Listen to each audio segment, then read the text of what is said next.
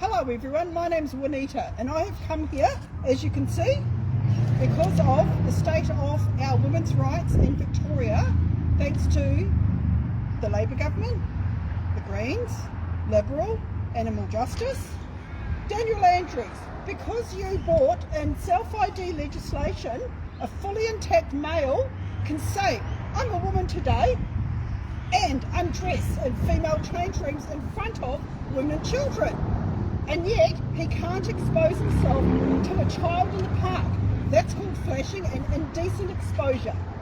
But he can expose himself in front of a change room. If we women complain of the indecent exposure in front of us or the children, we are the ones that get kicked out, and the police will not charge him. Even though he's a biological male who is fully intact in a female-only space.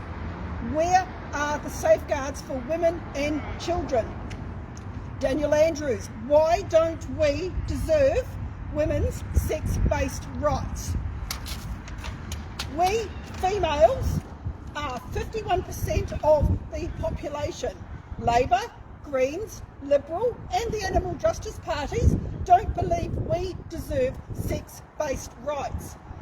Labor, Liberal, Greens, Animal Justice Party, when I and many other women stood on the steps of Parliament, you refused, sorry I lost all that, sorry.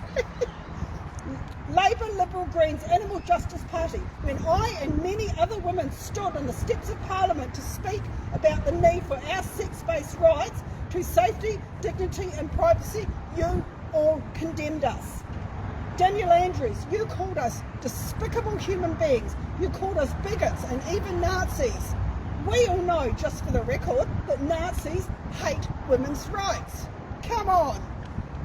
John Pasuto, you even expelled Moira Deeming, who spoke on behalf of a Muslim woman, wanting to have sex-based rights to safety, dignity and privacy. And just a reminder, it is a basic human right for women to have safety, dignity and privacy.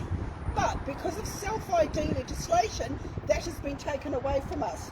The Greens, you also know better. And as for Georgie Purcell, you advised a committee member on the Greyhound Rescue Group that I helped found to oust me, but all because I dared to speak in public about wanting my sex-based rights reinstated. Nothing less, nothing more. Not asking for anyone else to have their rights taken away, just us to have our rights. I am a Victorian woman needing sex-based rights. Shame on you all for verbally attacking us, cancelling us and treating us with such contempt. We women, again, are having to fight to have our sex-based rights in law to be reinstated. We didn't have them at one stage, they've been taken away and now we have to fight for them again. What don't we have as Victorian women? We no longer have, in Victoria, female-only spaces. We no longer have female-only change rooms. We no longer have female-only sports. We no longer have female-only prisons. We no longer have female-only crisis centres. And we no longer have the right to our own language. It is being taken from us.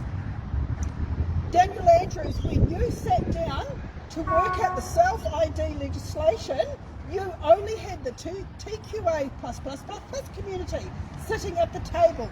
There were no women's groups, there were no gay and lesbian groups allowed at the table to talk about putting in safeguards for women and children. Why do our politicians despise women so much? Why do our politicians want women silenced and our voices shut down? We are 51% of the population. I, for one, will not be silenced. In 2023, and it's 2023, not 1893. What does inclusion and diversity actually mean? It means we don't count as women. Organisations are starting to call us non-men. We are not non-men. We are not cis women. We are not a subset of women. We are women. It is time for women to stand up and say this is not okay. We are watching globally around the world women stepping up and saying we want our language back, we want our sex-based rights back. We are not asking for anyone else to lose their rights, we're asking for our space.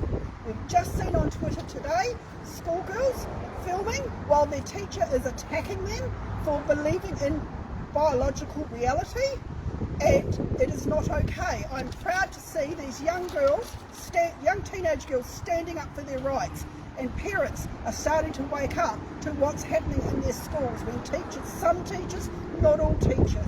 Teachers are wonderful, but some teachers are choosing to believe in non-reality. Well, reality is real, biology is real, and women's and girls' sex-based rights are real, and we need them back. Thank you.